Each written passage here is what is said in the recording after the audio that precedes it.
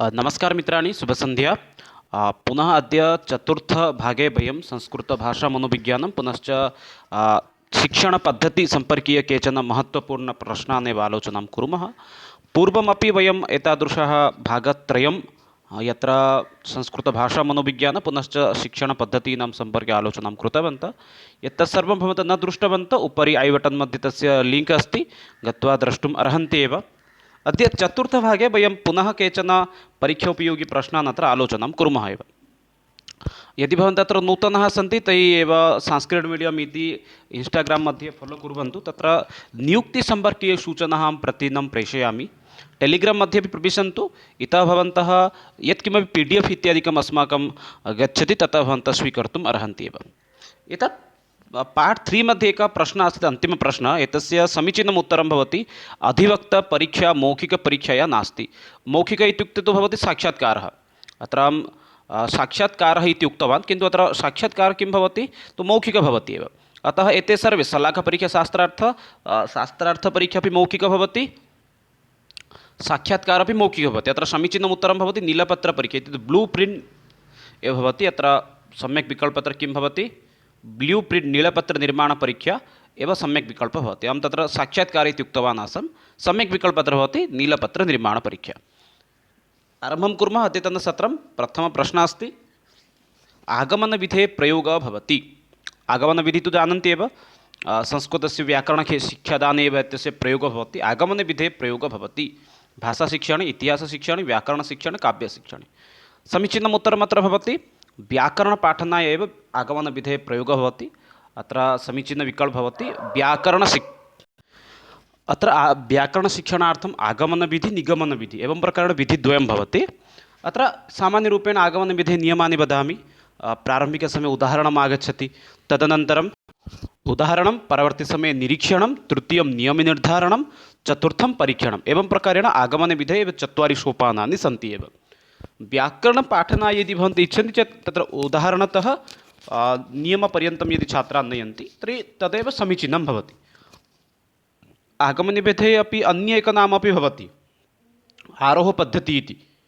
पुनश्च इतोपि तत्र किञ्चित् ध्यानं दातव्यम्, एषा अपि एका मनोवैज्ञानिकपद्धतिः भवति। यतो उदाहरणतः नियमपर्यन्तं नयन्ति, अतः एषा पद्धतिः मनोवैज्ञानिकपद्धतिः अपि भवति। अवगतवन्तः? तत्र सम्यक् विकल्पः भवति व्याकरणशिक्षणे एव आगमनविधेः प्रयोगः भवति। एतस्य विषये अपि किञ्चित् सामान्यचर्चा अभवत् एव। परवर्ती अस्ति मूल्याङ्कनसम्पर्कीय। मूल्याङ्कनं कतिविधं, त्रिविधं, द्विविधम् अथवा त्रिविधम्, एकविधं, द्विविधं, चतुर्विधं। मूल्याङ्कनं कतिविधं पश्यामः चेत् अत्र समीचीनं विकल्पः भवति मूल्याङ्कनं द्विविधं भवति। एकं भवति आन्तरिकमूल्याङ्कनं, द्वितीयमस्ति बाह्यमूल्याङ्कनम्। एवं प्रकारेण वयं मूल्याङ्कनस्य भागद्वयं कर्तुं शक्नुमः, आन्तरिकमूल्याङ्कनं पुनश्च बाह्यमूल्याङ्कनम्। एतत् किम् अस्ति आन्तरिकमूल्याङ्कनं, किम् अस्ति बाह्यमूल्याङ्कनम् इत्यादि सम्पर्के यदि भवन्तः अधिकं पठितुम् इच्छन्ति तद् लिङ्क् वर्तते उपरि ऐ बटन् मध्ये, तत्र गत्वा द्रष्टुं शक्नुवन्ति एव। परवर्ती प्रश्नं प्रति गच्छामः। परम्परागतसहायक उपकरणम् अस्ति। परम्परानुसारम् एकं सहायकोपकरणं किमस्ति, यत् पूर्वकाले अपि व्यवहारं भवति स्म, इदानीमपि एतस्य व्यवहारः भवति। अतः परम्परागतसहायकोपकरणं किम् अस्ति इति प्रश्नं करोति। दूरदर्शनं, श्यामपट्टः, मानचित्रम्, आकाशवाणी। उपकरणानां विषये एकं स्वतन्त्रं सत्रम् अस्ति, स्वतन्त्र वीडियो अस्ति। कतिविधं भवति उपकरणानां सम्पर्के, किम् अस्ति अस्माकं दृश्य उपकरणं, किम् अस्ति श्रव्य उपकरणं, किं दृश्यश्रव्य उपकरणं, केषाम् उपकरणानां प्रयोगः कक्षामध्ये कर्तव्यं, केषाम् उपकरणानां प्रयोगः कक्षामध्ये न कर्तव्यम् इत्यादि सम्पर्के स्वतन्त्र वीडियो अस्ति। भाषाद्वयद्वारा उपलभ्यते, ओडियाभाषाद्वारा, संस्कृतभाषाद्वारा। गत्वा तत् सत्रं द्रष्टुम् अर्हन्ति एव। अत्र प्रश्नः अस्ति परम्परागतसहायक उपकरणं किम् अस्ति इति। अत्र पश्यामः चेत् परम्परागतसहायकोपकरणं भवति श्यामपट्टः इति। श्यामपट्टस्य प्रयोगः प्राचीनकाले अपि भवति स्म, इदानीम् अपि भवति। श्यामपट्टस्य स्थाने कुत्रचित् कृष्णफलकम् इति भवति, समानमेव अस्ति, अत्र संशयः न भवेत्। दूरदर्शनम् आधुनिकम् अस्ति, मानचित्रमपि आधुनिकम् अस्ति, किञ्चित् तत् नाम श्यामपट्टात् परं वयम् आनेतुं शक्नुमः। तदनन्तरम् आकाशवाणी, अन्तिमे अस्ति एव दूरदर्शनम्। अस्तु, अत्र सम्यक् विकल्पः भवति श्यामपट्टः इति। परवर्ती प्रश्नं पश्यन्तु। स्वविचारान् बोधगम्य कर्तुं शिक्षकः किं करोति। इत्युक्ते शिक्षकः यत् चिन्तितवान् तदेव चिन्तनं यदि छात्राणां मनसि स्थापयितुम् इच्छति अथवा छात्रान् प्रष्टुम् इच्छति, विचारान् बोधगम्य कर्तुं, नाम स यद् तस्य विचारः यदस्ति तद् विचारस्य बोधः छात्राणां कथं भविष्यति, तदर्थं शिक्षकः किं कर्तुं शक्नोति। विभिन्नाः प्रश्नान् पृच्छेत्, भिन्नभिन्नप्रश्नान् पृच्छति, तेन एव तस्य समाधानं कर्तुम् अर्हति वा, विचारान् बोधगम्य कर्तुं शक्नोति वा, अथवा उदाहरणदृष्टान्तादिकम् अनुसरेत्, उदाहरणादिद्वारा नाम विचारान् अपि अग्रे प्रेषयितुं शक्नोति। अथ वरिष्ठछात्रै वाचयत्, ये उत्तमाः छात्राः सन्ति तैः साकं वार्तालापं करोति, तान् एव वदति भवन्तः एतद् वदतु, अथवा तेषां सम्मुखे समस्या स्थापयति, एतत् कर्तुं शक्नोति।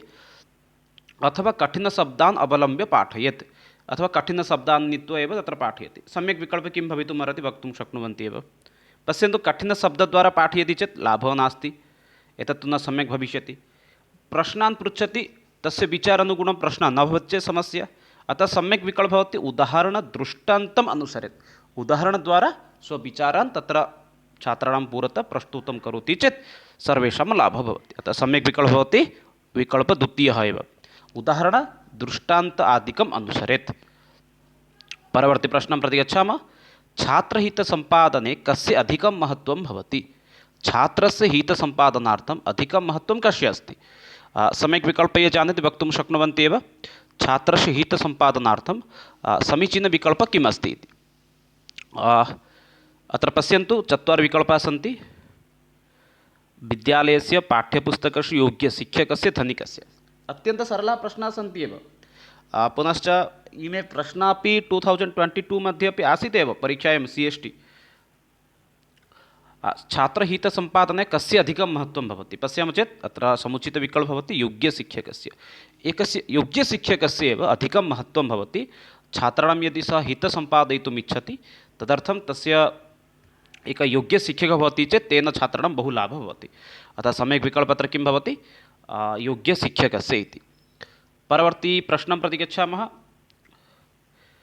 विचारसम्प्रेषणे प्रमुखः उपायः अस्ति।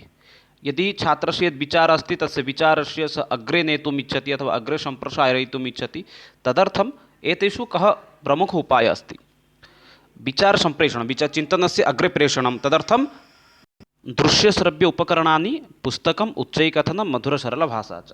अत्र सम्यक् विकल्पः किं भवितुम् अर्हति भवन्तः वक्तुं शक्नुवन्ति एव। विचारस्य अथवा चिन्तनस्य सम्प्रेषणार्थं प्रमुखः उपायः किम् अस्ति?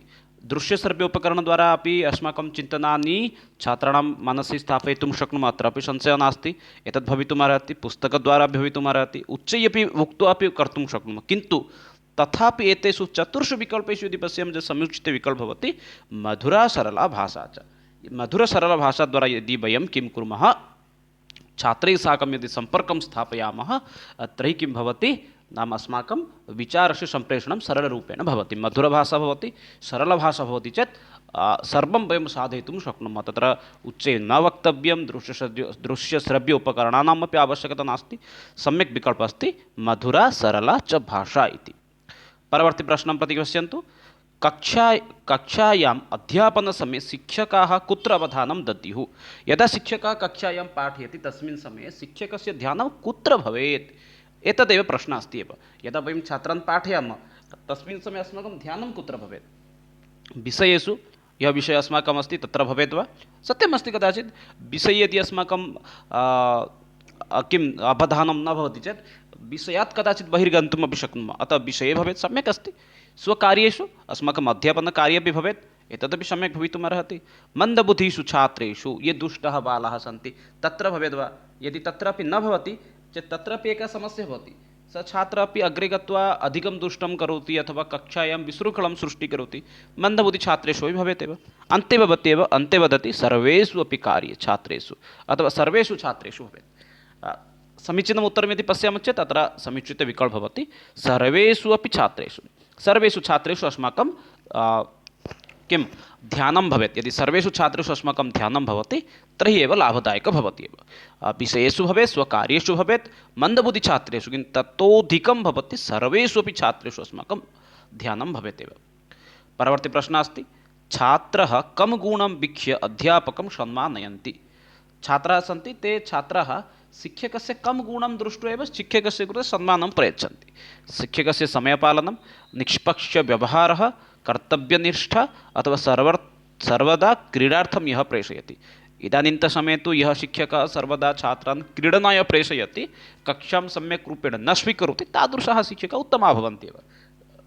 अत्र किं विकल्पः सम्यक् भवितुम् अर्हति चेत् पश्यामः चेत् अत्र समुचितविकल्पः भवति निष्पक्षव्यवहारः इति। यदि एकः शिक्षकः अस्ति सः यदि निष्पक्षव्यवहारः करोति, सम्यक् व्यवहारं यदि करोति, तेन एव तस्य कृते छात्राः अधिकं सम्मानम् एव प्रयच्छन्ति एव। अतः सम्यक् विकल्पः अत्र भवति निष्पक्षव्यवहारः इति। परवर्ती प्रश्नं प्रति गच्छामः। कक्षायां समीचीनवातावरणं कदा निर्मितं भवति? यदा छात्रः शिक्षकेभ्यः बिभेति, यदा शिक्षकाः सम्यक् पाठयन्ति, यदा छात्राः शान्ताः भवन्ति, यदा छात्राः स्वतन्त्रं भवन्ति। कस्मिन् समये अस्माकं कक्षायाः वातावरणं नाम सम्यक् भवति, समीचीनवातावरणं कक्षायाम् आगच्छति। पश्यामः चेत् यदि शिक्षकः छात्रान् एव भयं दर्शयति, भवन्तः यदि गृहकार्यं न कुर्वन्ति अहं ताडयिष्यामि, प्राचार्यस्य समीपं प्रेषयिष्यामि इति वदति चेत् छात्राः भयभीताः भवन्ति, किन्तु कक्षायाः परिवेशः समीचीनं न भवति। अतः सम्यक् विकल्पः अत्र पश्यन्ति चेत् शिक्षकः यदि सम्यक् रूपेण पाठयति चेत् तत्र परिवेशः अपि सम्यक् रूपेण निर्माणं भवति।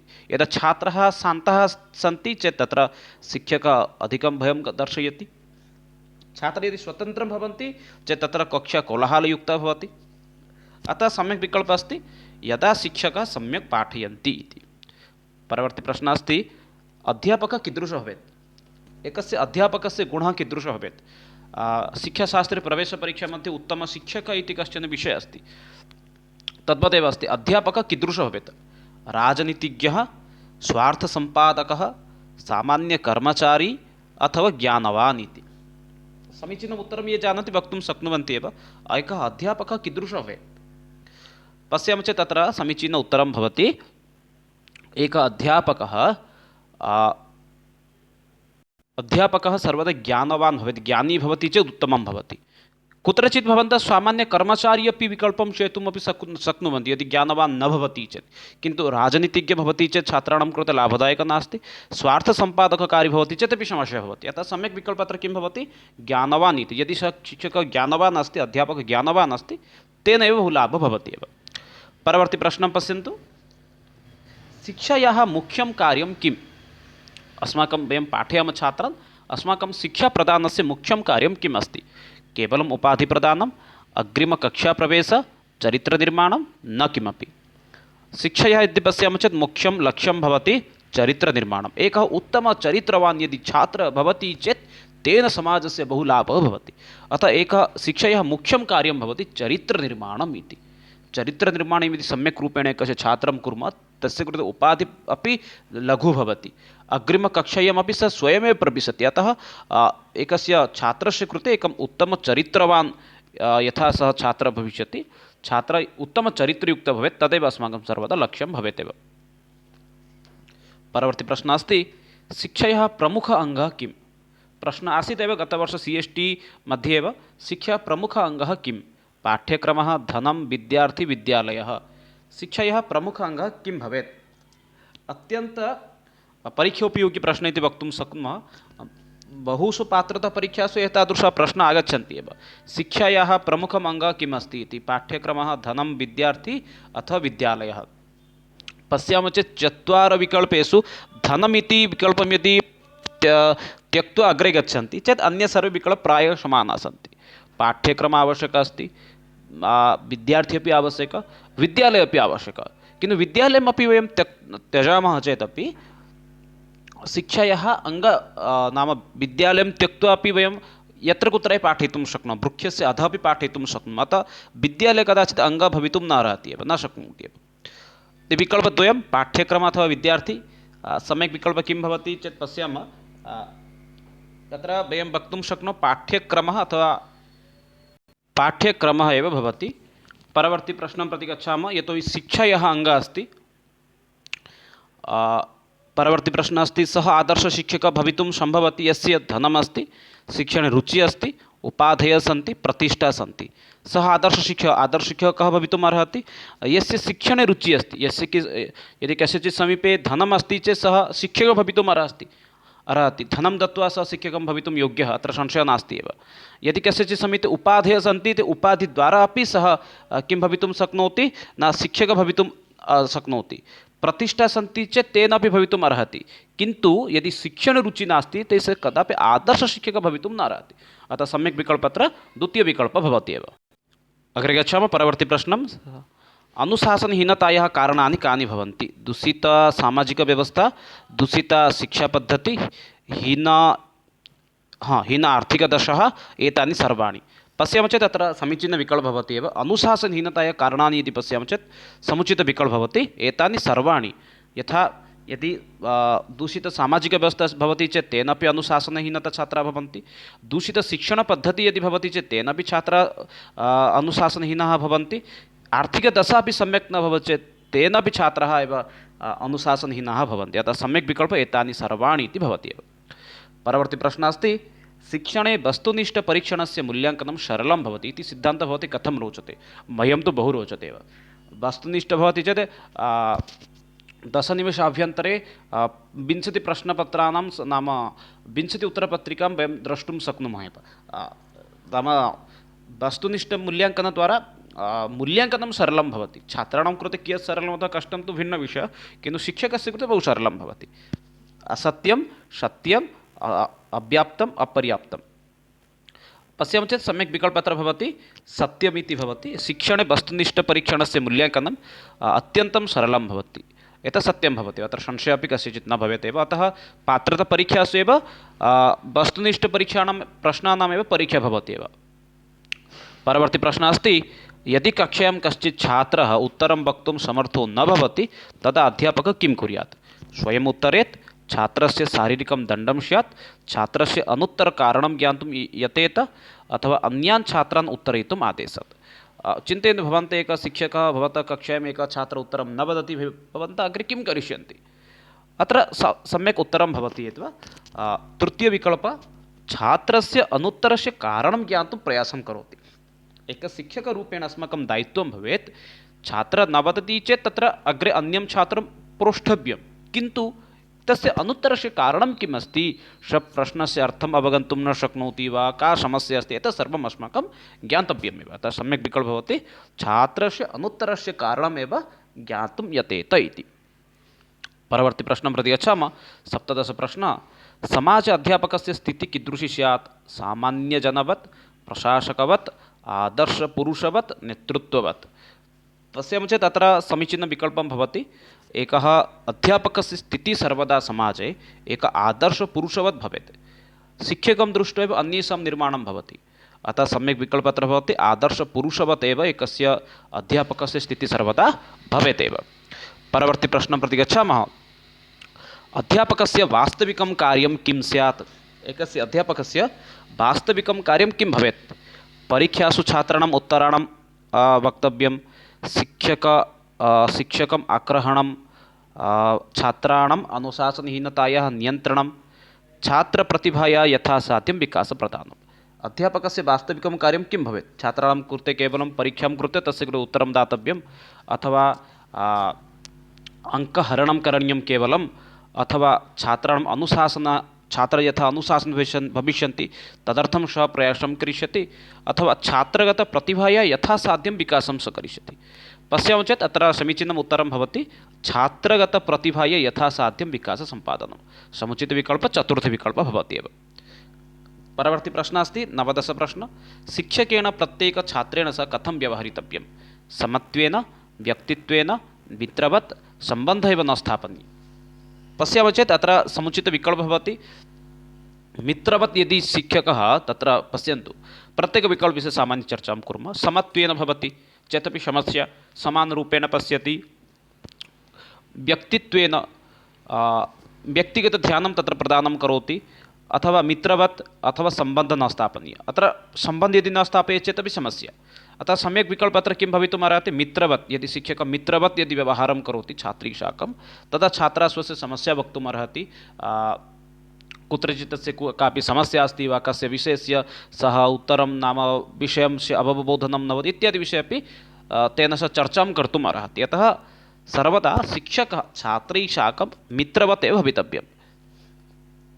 परवर्ती प्रश्नः अस्ति, भवतः मते शिक्षा कस्य क्षेत्रस्य समस्या सर्वत्र महत्त्वपूर्णा? अत्र पश्यामः चेत् सम्यक् विकल्पः किं भवति? प्राथमिक अथवा उच्चशिक्षाक्षेत्रे, माध्यमिकक्षेत्रे, तकनीकिशिक्षाक्षेत्रे। पश्यामः चेत् अत्र समुचितविकल्पः भवति प्राथमिकक्षेत्रस्य। प्राथमिकक्षेत्रस्य यदि वयं शिक्षाव्यवस्थां सम्यक् न कुर्मः चेत् अग्रे अपि अस्माकम् उच्च अथवा माध्यमिक एतेषु क्षेत्रेषु समस्या अधिका भवति। अतः सम्यक् विकल्पः प्राथमिकशिक्षाक्षेत्रे इति भवति। एतदेव अद्यतनसत्रमासीत् मित्राणि, यत्र वयं संस्कृतभाषामनोविज्ञानं पुनश्च शिक्षणपद्धतिसम्पर्कीयप्रश्नान् आलोचितवन्तः। पुनः मिलामः, तावत्पर्यन्तं विरमामि। जयतु भारतं, वदतु संस्कृतं, वन्दे मातरं, नमस्कारः, शुभरात्रि।